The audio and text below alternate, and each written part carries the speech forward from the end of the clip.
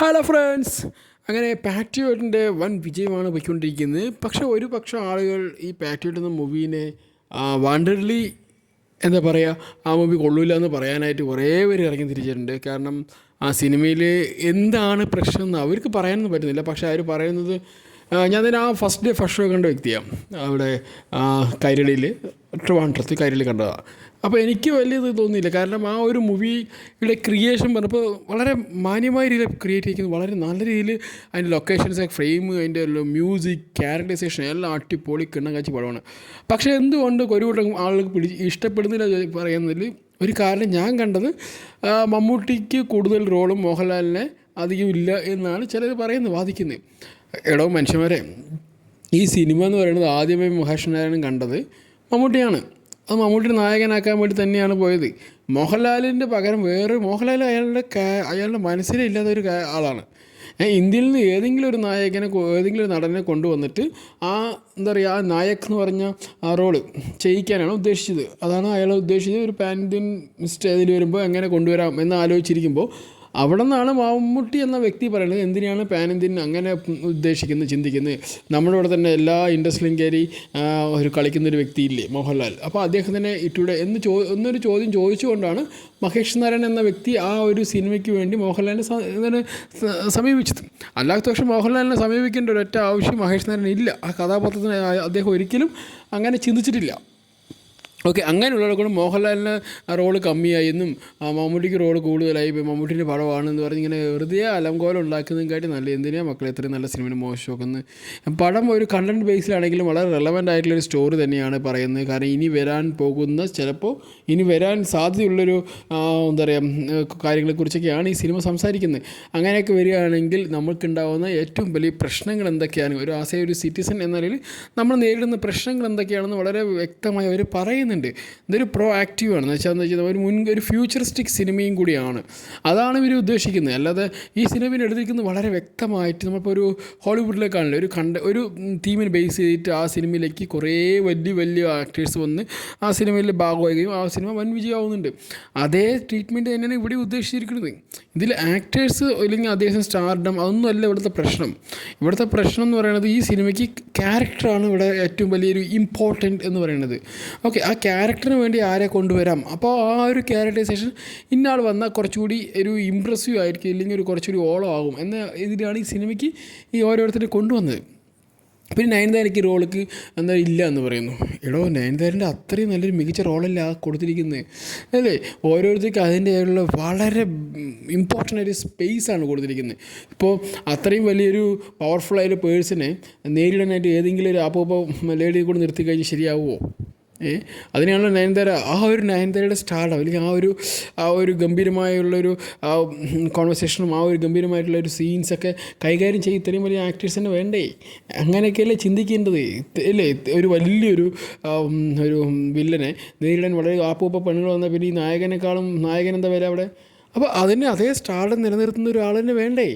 അപ്പോൾ അല്ലെങ്കിൽ അതിനേക്കാൾ കുറച്ചാണെങ്കിലും ഒരു അത്യാവശ്യം ബെസ്റ്റായിട്ട് ഒരാൾ തന്നെ വരുമ്പോഴല്ല ആ ഒരു അദ്ദേഹത്തിന് പൂട്ടിക്കാനുള്ളൊരു സംഭവം, ഇല്ലെങ്കിൽ കട്ടയ്ക്ക് നിൽക്കുന്ന നായകനൊപ്പം കട്ടയ്ക്ക് നിൽക്കുന്ന ഭാര്യ, അങ്ങനെയൊക്കെയാണ് ഉദ്ദേശിക്കുന്നത്.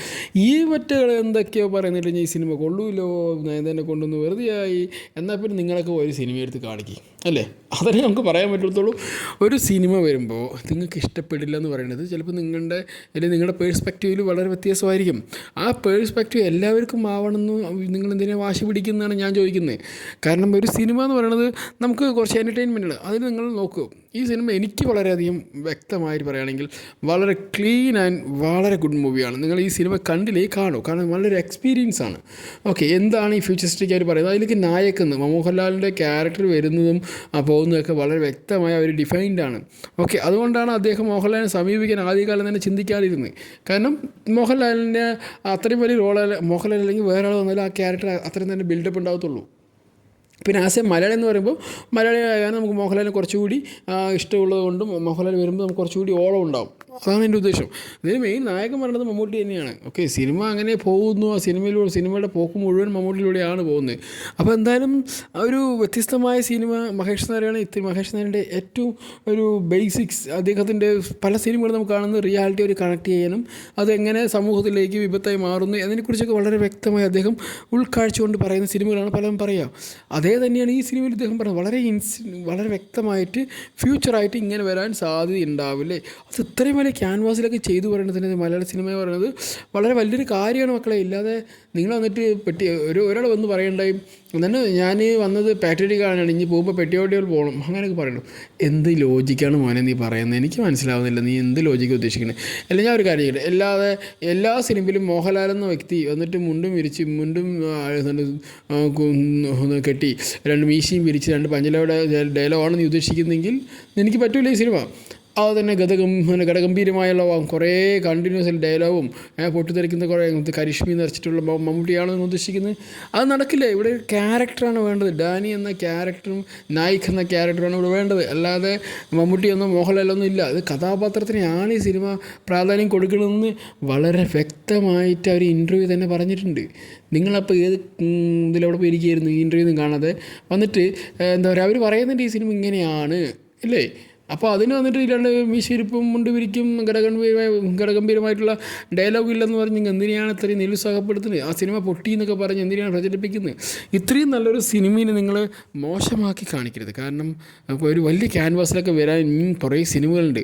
അതിനൊക്കെ ചിലപ്പോൾ ഒരു പ്രചോദനമാണ് ഇങ്ങനെയുള്ള പരീക്ഷണങ്ങൾ. ഓക്കെ, നമ്മൾ എപ്പോഴും ഈ മമ്മട്ടി എടുത്തിട്ട് അടിയുണ്ടാക്കുന്ന സിനിമകളെല്ലാം കണ്ടുകൊണ്ടിരിക്കേണ്ടത് അത് മോശമൊന്നുമല്ല.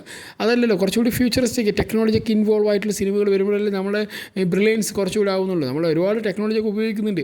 എന്നിരുന്നാലും കുറച്ച് ടെക്നോളജിക്കലായിട്ട് ഇത്രയും നല്ലൊരു ബ്രില്യൻറ്റ് സ്റ്റോറി കൊണ്ടുവന്ന് ചെയ്യുമ്പോൾ നിങ്ങൾ നിരുത്സാഹപ്പെടുത്താൻ നിൽക്കരുത്. ഓക്കെ, അപ്പോൾ നിങ്ങൾ മനസ്സിലാക്കൂ, നല്ല സിനിമ വരുമ്പോൾ നല്ല സപ്പോർട്ട് ചെയ്യാൻ ശ്രമിക്കൂ. പിന്നെ നിങ്ങൾ എന്തിനാണ് മറ്റുള്ളവരുടെ റിവ്യൂ കണ്ടുകൊണ്ട് നിങ്ങൾ എന്തിനാണ് സിനിമ കാണാൻ പോകുന്നത്? നിങ്ങൾക്ക് സ്വന്തം റിവ്യൂ ഇല്ലേ? ഒരാളുടെ കാഴ്ചപ്പാടിലാണോ നിങ്ങൾ ജീവിക്കുന്നത്? അതും കൂടി നിങ്ങൾ മനസ്സിലാക്കൂ. ഒരു വ്യക്തിനെ പലതും പറയും, എനിക്ക് സൺഡേ എനിക്ക് ഇഷ്ടമല്ല, അത് എൻ്റെ ഇഷ്ടക്കേടാണ്, അത് നിങ്ങളുടെ ഇഷ്ടക്കേടല്ല. അത് മനസ്സിലാക്കുക. എനിക്ക് ഇഷ്ടമല്ല, അതുകൊണ്ട് നിങ്ങൾക്ക് ഇഷ്ടമല്ലാതിരിക്കണമെന്ന് ഞാൻ വാശി പിടിക്കുന്നത് മോശമല്ലേ? ഇപ്പോൾ അശ്വന്ത് കോക്കനൊന്ന് പറയണ്ടായി ഈ സിനിമ അയാൾക്ക് ഇഷ്ടപ്പെട്ടില്ല, ലാസ്റ്റ് വെച്ച് പൂത്തിരിയെ കത്തിയാണ്. എടോ, ആ സിനിമയാണെന്നും ഉള്ളൊരു കുറച്ചൊരു ബോധമെങ്കിലും ഉണ്ടാവണം. ആ സിനിമയാണ്. റിയാലിറ്റിക്ക് ചിലപ്പോൾ ഈ പറഞ്ഞ പോലെ പൂത്തിരി കത്തിച്ച് അടിക്കാൻ വരില്ലെന്നുണ്ടായിരിക്കും. പക്ഷേ ആ സിനിമയല്ലേ, സിനിമയ്ക്ക് കുറച്ച് ഓളമൊക്കെ വേണ്ടേ? അതിനെയാണ്. പിന്നെ സിനിമ ഇഷ്ടപ്പെട്ടില്ല, മോഹൻലാലിനെ കുറച്ചൊരു ഓളം കൊടുത്തുള്ളൂ. മോഹൻലാലിന് അത്ര ഓളം ഉള്ളൂ മോനെ. ആ സിനിമയിൽ മോഹൻലാൽ എന്ന വ്യക്തി ആ സിനിമയിൽ ഇല്ലയെന്ന് ഫസ്റ്റ് മുതലേ അദ്ദേഹം ഒരിക്കലും ഈ ഡയറക്ടർ വിചാരിക്കാത്ത ആളാണ് മോഹൻലാൽ. പിന്നെ മോഹൻലാലിൻ്റെ മമ്മൂട്ടിയുള്ള സജഷൻ കൊണ്ടാണ് മോഹൻലാൽ എന്ന വ്യക്തി വന്നത്. അതെങ്കിലും മനസ്സിലാക്കാനുള്ള വിദ്യാഭ്യാസം ഉണ്ടാവും നിങ്ങൾക്ക്. പിന്നെ അശ്വന്ത് കോക്കിനൊക്കെ പോലെയുള്ള ആളുകൾ പറഞ്ഞെല്ലാം ശരിയാണെന്ന് നിങ്ങൾ വിശ്വസിക്കുന്നുണ്ടോ? കാരണം അദ്ദേഹം പറഞ്ഞ പല സിനിമ, ഭീഷ്മപർവം പൊട്ടി പറഞ്ഞു, എന്നിട്ട് എന്തായി? അടിച്ചില്ല 100 കോടിയൊക്കെ അടിച്ച് കയറി പോയി പറയും ഗംഭീരമായില്ലേ? അങ്ങനെ എന്തോരം സിനിമ ഇങ്ങനെ പൊട്ടി പറഞ്ഞിട്ടുണ്ട്.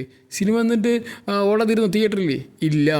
അപ്പോൾ നിങ്ങളൊരു വ്യക്തിയുടെ സിനിമയുടെ അഭിപ്രായം കേൾക്കരുത്. കാരണം അദ്ദേഹം കണ്ട് അദ്ദേഹത്തിൻ്റെ കാഴ്ചപ്പാടാണ് അദ്ദേഹം പറയുന്നത്. അല്ലാതെ നിൻ്റെ കൂടെയുള്ളവൻ്റെ കാഴ്ചപ്പാടല്ല, നിങ്ങളുടെ കൂടെയുള്ളൊരു കാഴ്ചപ്പാടല്ല പറയുന്നത്.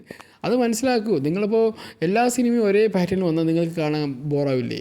എല്ലാ സിനിമയിലും ഈ മുണ്ടും മടക്കി കുത്തിയിട്ട് മീശയും പിരിച്ച് നടന്നാൽ മതിയോ മോഹൻലാൽ? അങ്ങനെയാണ് നിങ്ങൾ ഉദ്ദേശിക്കുന്നതെന്നും. അതുകൊണ്ടാണ് അദ്ദേഹത്തിൻ്റെ കരിയർ ഗ്രോത്ത് ഇപ്പോഴും വളരെ ഫിനാൻഷ്യൽ ഗ്രോത്ത് ഉണ്ടെങ്കിൽ കരിയർ ഗ്രോത്തിലേക്ക് അദ്ദേഹത്തിന് പല വർഷങ്ങളായിട്ട് അദ്ദേഹത്തിന് തിരിച്ചു വരാൻ പറ്റത്ത്. കുറച്ച് ആളുകൾ കൂടി തുടരും പോലുള്ള സിനിമകൾ കൊണ്ടുവന്ന് അതിൽ തിരിച്ച് വരുത്തിച്ചിട്ടുണ്ട്. ഓക്കെ, നല്ല നല്ല സിനിമകൾ ചെയ്യുന്നുണ്ട്, ചെറിയൊരു സിനിമയാണെങ്കിൽ ചെയ്യുന്നുണ്ട്. അങ്ങനെയുള്ള സിനിമകളൊക്കെ അദ്ദേഹം ചെയ്യട്ടെ. നിങ്ങളെല്ലാപ്പോഴും ഇങ്ങനെ കോട്ട് സൂട്ട് ഇട്ട് നടക്കുന്നത്, പിന്നെ ഈ മുണ്ട് മടക്കുത്തി മീശ വിരിച്ച് അടിക്കുന്ന സിനിമ തന്നെ വേണം പറഞ്ഞ് വാശി പിടിക്കുന്നത് മോശമാണ്. അതേ കേസിന് മമ്മൂട്ടിൻ്റെ കാര്യം, മമ്മൂട്ടി എപ്പോഴും ഒരേപോലെ ചെയ്യാൻ വരും. മമ്മൂട്ടി എപ്പോഴും ക്ലാസ്സാണ്, മാസാനൊക്കെ വരും. അത് മമ്മൂട്ടിൻ്റെ വേറെ ലെവല്. പിന്നെ നയൻതാരയെ കുറിച്ച് പറഞ്ഞു, എനിക്കറിയില്ല ഈ കൊച്ചിനെ കുറിച്ച് എന്തിനാണ് പറയുന്നത്. ആ ഏറ്റവും ബെസ്റ്റ് ക്യാരക്ടർ കൊടുത്തിരിക്കുന്ന അതിലൊന്ന് നയൻതാരയ്ക്ക് തന്നെയാണ്. ഈ 4 സ്ത്രീകളോടും 4 പേർക്കും ഭയങ്കര ആപ്റ്റായിട്ടുള്ള, അതിന് വളരെയധികം ഇമ്പോർട്ടൻ്റ് ആണ്. ഓരോ സിനിമയ്ക്ക് അവരുടെ ആപ്റ്റാണ്. അതുപോലെ തന്നെ ആ സിനിമയിൽ വളരെ പ്രാധാന്യം അർഹിച്ച ക്യാരക്ടർ തന്നെയാണ്. അതിന് ഏതിൽ ആപ്പോ പെൺകുട്ടികൾ കൊടുത്ത് ശരിയാവുന്നതാണോ? നിങ്ങളെ ചിന്തിക്കാതെ ഈ സിനിമ ആരെങ്കിലും പറയുന്നത് കേട്ടിട്ട് സിനിമ കാണാതിരിക്കരുത്. സിനിമ കാണൂ, നല്ല സിനിമയാണെന്ന് ഞാൻ പറയുന്നു. കാരണം എന്താ വെച്ചാൽ ഞാൻ പറഞ്ഞ പോലെ നിങ്ങൾ കാണുന്നില്ല, പക്ഷേ ഭയങ്കര ഒരു ഫ്യൂച്ചറിസ്റ്റിക് സിനിമയാണ്. അത് കഥ പറച്ച രീതി വളരെ രീതിക്ക് നല്ല രീതിയിൽ പറയുന്നത്. കാരണം തുടക്കം ഒരു ക്യാരക്ടറൈസേഷൻ കൊടുക്കുന്നുണ്ട്, ക്യാരക്ടർ ബിൽഡ് ചെയ്തിട്ട് പിന്നെയാണ് സിനിമയിലേക്ക് കടന്ന് വരുന്നത്, പിന്നെ അവസാനം ഇങ്ങനെ വരുന്നു. ഒക്കെ ഭയങ്കര ആയിട്ടുള്ളൊരു രസം തന്നെയാണ്. നിങ്ങൾ അല്ലാതെ ഈ പണ്ടത്തെ അതേ വണ്ടി തന്നെ ഉരുട്ടിക്കൊണ്ടിരിക്കില്ലേ മക്കളെ. സിനിമയാണ്, ലോകം മാറി, എല്ലാം മാറി. ഇനിയെങ്കിലും പ്രേക്ഷകർ മാറിയില്ലെന്ന് പറയരുത്. മറ്റുള്ള ഇൻഡസ്ട്രികൾ പോലെ എപ്പോഴും അടിയും കിടിയും കുത്തി 2 കുട്ടിത്ത സോങ് 2 ഉമ്മയും കൊടുത്തു കഴിഞ്ഞാൽ സിനിമയായെന്ന് പറയുന്ന കുറേ ഇൻഡസ്ട്രിയൊക്കെ ഉണ്ട്. പക്ഷേ അതന്നെയാണോ നിങ്ങൾ ഉദ്ദേശിക്കുന്നത്? നമ്മൾ മലയാള സിനിമയല്ലേ, അപ്പോൾ മലയാളത്തിൽ എപ്പോഴും പരീക്ഷണങ്ങളല്ലേ, മ്യൂസിക്കൊക്കെ തകർത്ത് ആടിയിരുന്നതാണ് സുഷിൻ. അതൊക്കെ നിങ്ങൾക്ക് കാണണ്ടേ. ഒരു എൻ്റർടൈൻമെൻറ്റാണ് നിങ്ങൾ ഉദ്ദേശിക്കുന്നത്, സിനിമ തിയേറ്ററിൽ തന്നെ പോയി കാണൂ. അതാണ് ഏറ്റവും one of the best things പറയുന്നത്. കാരണം അത്ര മനോഹരമായ സിനിമയെ നശിപ്പിക്കരുത് മക്കളെ. ഇതും പോലെ ഇനി എന്തോരം സിനിമകൾ വരാൻ കിടക്കുന്നു ഇത്രയും ബഡ്ജറ്റിലൊക്കെ. കാരണം ഈ സിനിമ പൊട്ടിയെന്ന് പറഞ്ഞാൽ പിന്നെ ആരെങ്കിലും തിരിച്ചു വരും ഈ വാതിലേക്ക്? വരില്ല. കാരണം എന്താ, നമ്മളെ ആളുകൾക്ക് പഴയ തന്നെയാണ്, എന്താ പറയുക, പഴയ പോലെ തന്നെ മമ്മൂട്ടി എടുത്ത് ഇങ്ങനെ ഓടാനുള്ള പരിപാടി തന്നെയാണ് ഉദ്ദേശിക്കുന്നത്. എന്ത് ചെയ്യാൻ പറ്റും? ഒന്നും ചെയ്യാൻ പറ്റില്ല. എല്ലാവരും പറയുന്നില്ല, ഒരു കൂട്ടം ആളുകൾക്കാണ് ഈ ഒരു പ്രശ്നം. മോഹൻലാലിന് റോള് കമ്മിയായി എന്ന് പറഞ്ഞിട്ട് അടിയുണ്ടാക്കുന്ന കുറേ മനുഷ്യന്മാരുണ്ട്. മോഹൻലാലിന് റോള് കമ്മിയായെങ്കിൽ ആ ക്യാരക്ടറിന് അത്രയും ബിൽഡപ്പ് ഉള്ളു മോനെ എന്ന് മനസ്സിലാക്കി കൂടെ മക്കളെ. ആ ക്യാരക്ടർ വന്നു പോകുന്നു എന്നുള്ള റോൾ അത്ര കൊടുത്തിട്ടുള്ളൂ. അതിൽ അദ്ദേഹത്തിനെ എന്താ പറയുക സഹായിക്കാനാണെന്ന് പറഞ്ഞ് വരുമ്പോൾ ആ ഒരു ക്യാരക്ടർ, അല്ലെങ്കിൽ എന്തോ കഥയിലേക്ക് പോകുന്നില്ല, അദ്ദേഹം വരുന്ന ക്യാരക്ടർ വെച്ച് നോക്കുമ്പോൾ ആ ക്യാരക്ടർ അത്രയേ ഉള്ളൂ. അതിന് ശേഷം പിന്നെ എന്താ ഉദ്ദേശിക്കുന്നത്? എനിക്ക് മനസ്സിലായിട്ടില്ല ഇവരെന്താ ഉദ്ദേശിക്കുന്നത്. കാരണം സിനിമ ഇത്രയും മനോഹരമായ സിനിമയെ ഈ താറടിച്ച് കാണിക്കാൻ കുറേ ആളുകൾ വരുന്നുണ്ട്. അല്ലെങ്കിൽ പിന്നെ നിങ്ങൾ ഈ പറയുന്നവരൊക്കെ ഒരു സിനിമ എടുത്ത് കാണിക്കും, ഇതാളെ ഞാൻ സിനിമ എന്ന് ഉദ്ദേശിച്ചത് എടുക്കുക സിനിമ. അല്ലെങ്കിൽ നിങ്ങൾ കഥ എഴുതി നല്ല കഥ എഴുതി പ്രൊഡ്യൂസറെ കണ്ടു കഴിഞ്ഞാൽ നിങ്ങൾക്ക് സിനിമ എടുക്കാവുന്നില്ലല്ലോ. ഇത്രയും മനോഹരമായ സിനിമ നിങ്ങൾക്ക് എടുക്കാൻ പറ്റുമോ? കാണിച്ചവർക്ക് അതല്ലേ നിങ്ങൾ കാണിക്കുന്ന ഒരു സോഷ്യൽ കമ്മിറ്റ്മെൻറ്റ്. അല്ലാതെ ഒരാളെ എടുത്ത സിനിമയെ നശിപ്പിക്കാനായിട്ട് ഇങ്ങനെ നോക്കിയിട്ട് എന്താ കാര്യം? അല്ലേ, ഇപ്പോൾ നിങ്ങൾ സിനിമ എടുത്ത് കാണിച്ചു കൊടുക്കുക. എന്നിട്ട് അതാണ് ഞാൻ കൊടുക്കുന്ന സിനിമ, ഇങ്ങനെ ആയിരിക്കണം സിനിമ എന്ന് 4 പേരെ കാണിക്കടേ. അതല്ലേ പറയാൻ പറ്റുള്ളൂ. ഇപ്പോൾ അശ്വന്ത് എന്താ ചെയ്യുന്നത് അശ്വന്ത് കോക്കിനും അറിയത്തില്ല.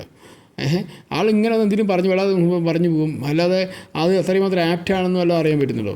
ഒരു സിനിമ എന്ന് പറയുന്നത് ഒരു വ്യക്തിയുടെ അഭിപ്രായത്തിലല്ല ഒരു സിനിമ. അത് നിങ്ങൾ വളരെ വ്യക്തമായി മനസ്സിലാക്കുക. നിങ്ങൾ ചിലപ്പോൾ റിവ്യൂ കണ്ടോളൂ. ചിലപ്പോൾ ഇഷ്ടപ്പെട്ട റിവ്യൂ മേക്കേഴ്സ് ഉണ്ടാകും, അവർ റിവ്യൂ കാണും. കണ്ടിട്ട് നിങ്ങൾ എന്തിനാണ് സിനിമ കാണാതിരിക്കുന്നത്? നിങ്ങൾ അദ്ദേഹം പറഞ്ഞ അദ്ദേഹത്തിൻ്റെ ഒരു കാഴ്ചപ്പാടാണ്. അപ്പോൾ എനിക്ക് ഈ സിനിമയുടെ എൻ്റെ കാഴ്ചപ്പാട് എന്താണെന്ന് അറിയാനുള്ള ഇതില്ലേ, ഒരു വിവരം വിദ്യാഭ്യാസമൊന്നുമില്ലേ? അപ്പോൾ നിങ്ങളുടെ കാഴ്ചപ്പാട് അറിയിക്കണ്ടേ? ഈ ലോകത്തിന് മുന്നിൽ നിങ്ങളാണുള്ള വ്യക്തി. അല്ലാതെ എവിടെയോ കിടക്കുന്ന ആൾ എന്തോ പറയുന്നത് കേട്ട് നിങ്ങൾ വിളക്കണം തുള്ളിക്കോ ചാടേണ്ട വല്ല ആവശ്യമുണ്ടോ മക്കളെ? പോയി സിനിമ കണ്ട് എന്താ അറമാദിക്ക് സൺഡേ ഒക്കെ അല്ലേ കുറച്ചൊക്കെ മോഹൻലാലും മമ്മൂട്ടിയൊക്കെ ചേർന്ന് അവരെ ഈ സിനിമയാണ് കുറേ കാലങ്ങൾ 18 വർഷങ്ങൾക്ക് ശേഷം. അതൊക്കെ കാണും മക്കളെ. ഒരു കാലഘട്ടത്തിൽ ഇദ്ദേഹം ഇവർ രണ്ടുപേരും എന്താ പറയുക ആർത്ത് ഉല്ലേസിന് അങ്ങനെ നടന്ന ടീമുകളാണ്. ഇപ്പോൾ കുറേ വർഷങ്ങൾക്ക് ശേഷം ഒന്നിക്കുന്നത്.